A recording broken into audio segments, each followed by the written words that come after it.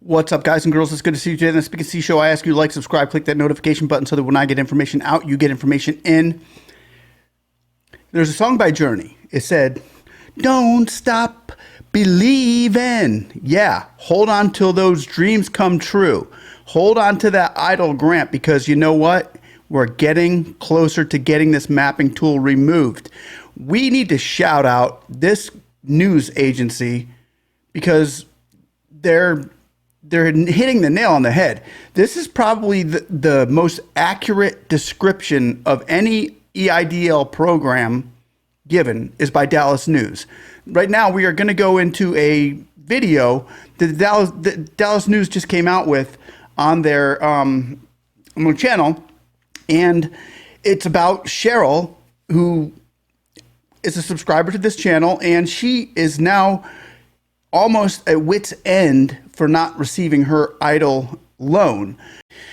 And guys, we have to give a quick shout out to CBS of Dallas Fort Worth. This news channel and the I-team has been all over this EIDL grant and EIDL loan situation. Nobody has done it like they have. Brian New has been amazing as far as getting the statistics out and getting the correct information that people are needing, the truth out about the EIDL grants. So thank you very much, CBS and the Dallas Fort Worth I-team. We appreciate all your help for small businesses across the country. And I will leave a link down below as well for those of you who want to watch this uninterrupted after the video. Okay? Now we go further into the mapping tool, as long as the video goes, but I just want to show you and take you through this process of this awesome video that the Dallas News just put out. And boy, it really helps us get media attention. This is really starting to go national, people, with our EIDL grants being so discombobulated and screwed up, you know, to say the least. So let's go ahead and play this clip, and I will narrate in between. The U.S. Small Business Administration says it still has billions of dollars left in COVID-19 aid, and they're asking more businesses to apply for that money. Tonight, I-team reporter Brian New explaining why this has some small business owners actually upset, calling this news relief program unfair and flawed. Just to start with that, we are calling this unfair. Yes, it's unfair because it's targeting certain individuals that are a certain demographic for geographical location or skin color or anything of the sort of just not being a small business. We should qualify just for being a small business. It should have no bearing on where you're located, what sex you are, what color of skin you are. This is about a small business. We cannot start segregating because we're looking at a conquer and divide sort of administration. Divide and conquer. It's such an ugly way of doing business, especially when you start putting it in the Small Business Administration. It's just yuck, you know? So here, I'll go ahead and play this clip a little longer. Like so many small business owners, what Dr. Cheryl Carr thought 2020 would be. I was supposed to have a banner year. And what it turned out to be could not be more different. And I went from thousands of dollars a month to zero. Carr is a self-employed psychologist and says her business is still struggling. She says she could use some financial help from the Small Business Administration. We continue to deliver billions of dollars in COVID relief, and we're focused on getting that funding into the hands of the underserved small businesses. This part I really have a problem with. She is out there showboating and getting photo ops everywhere she goes. She is being a political puppet in the hands of Schumer and Pelosi and Nydia Velázquez and Cardin and all of those political adversaries out there that are trying to spin their agenda to make this look like the SBA is doing a great thing. Now, she's not concentrating on you, the small businesses, and what she needs to fix. She's concentrating on making them look good. And I'm going to go ahead and replay that part again. Business Administration. We continue to deliver billions of dollars in COVID relief, and we're focused on getting that funding into the hands of the underserved small businesses. This week at an economic summit, the head of the SBA touted how billions of dollars in COVID relief are still available. But it's hearing this that some business owners They just kept denying me say is so incredibly frustrating. Who thinks it's frustrating hearing that from Guzman?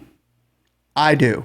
I think it's just totally, it's wrong. It's false information that they're actually making this money count, making this money get into the hands of the people right now. It's like having a hurricane, and while there's a flood going on, not delivering sandbags. And they're trying to make themselves look like they're doing a great job. This Cheryl Carr, congratulations to you. You did a great job in this. I'm going to keep going. I still need this recovery. The funds that were promised will allow me to continue operating and not shut my business down. The latest COVID relief program offers select small businesses a grant up to $10,000.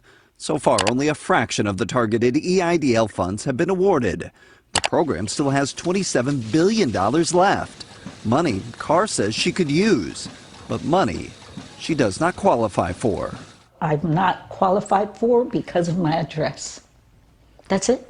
When Congress approved additional COVID relief, lawmakers said they wanted to target the smallest of small businesses, ones that often missed out on previous relief money. And the ones who missed out on it previously are you. You only got $1,000 for your business, or you didn't get anything after July 11th. It's you. That's the first and second priorities right there. Those are the small businesses it's supposed to hit, and those are the ones it's not hitting. You're the small business that they're trying to target, the one that only got $1,000 that needs the other $9,000 that was missed out in the last one, because the big businesses with 10 or more employees, bigger businesses got it. So they're still missing the target. Lawmakers said they wanted to target the smallest of small businesses, ones that often missed out on previous relief money.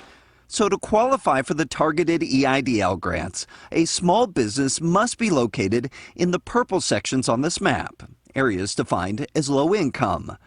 But some say the map is flawed. Yep, to say the least.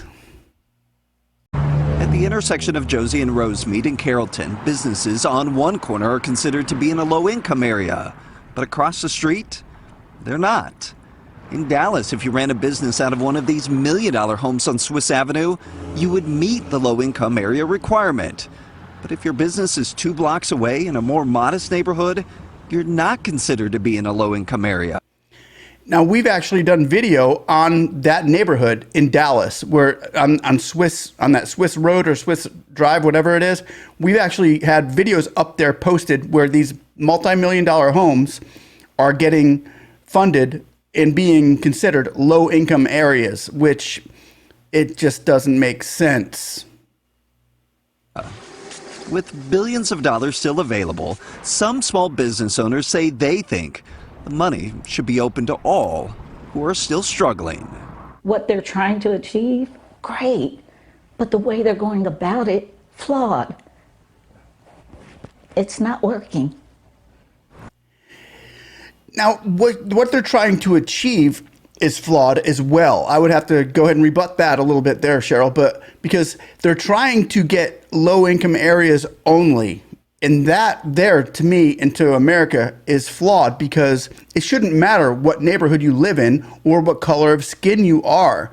That's flawed when you start talking about dividing up the money into certain areas or genders or colors or anything like that. It's just, that's flawed. The whole thing is flawed. So I'm going to go back a little bit and play that. Available. Some small business owners say they think the money should be open to all who are still struggling.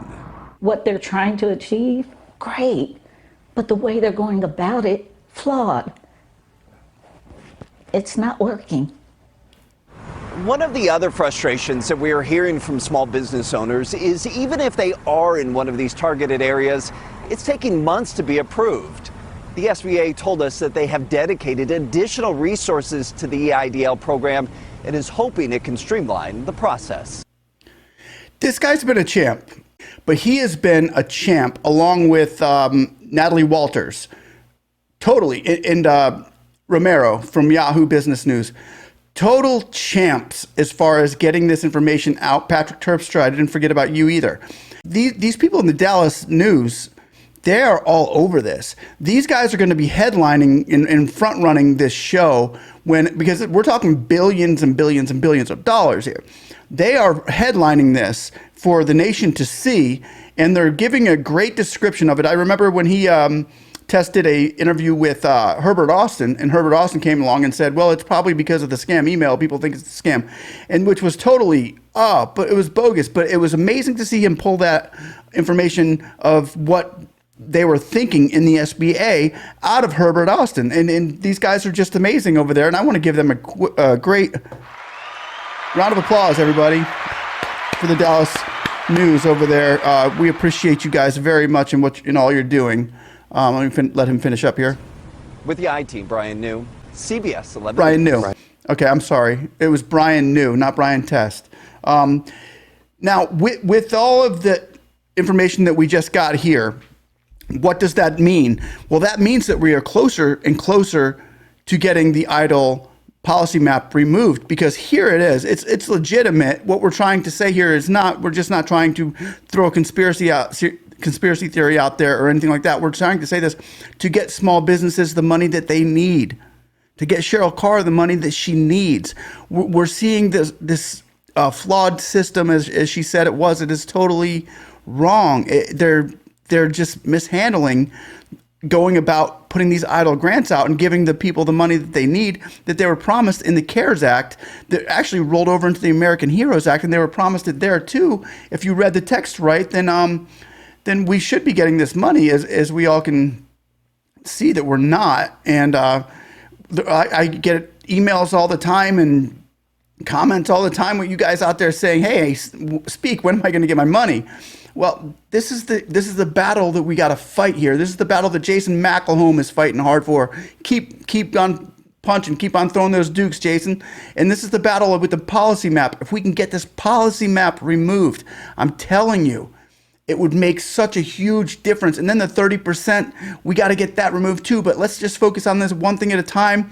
We only have 5 more months to do it. I believe we're getting ready to go on the 8th month, and it's over at the end of the year. They're trying to hold this money back to have a surplus and they can throw out to some other, who knows, climate change or whatever they want to throw it to. But we need to make sure that this goes out to the businesses that it was supposed to go out to. On the other hand, on another note, I also want to bring up this this interesting story that Robert Dunham has given me about the congressman in Arizona. He is right now has his staff members literally working on the, let me find it for you. Has his staff members doing casework for literally just for this cause, for the EIDL program. Let me see if I can open this back up. Yep. Okay, there we go. What I want to show you here is not Glen Canyon. I want to show you right here. O'Halloran, the congressman in Arizona, is announcing right now, he's showing us some news about, let me go ahead and put my face back up here so I can kind of interact with y'all while I'm doing this.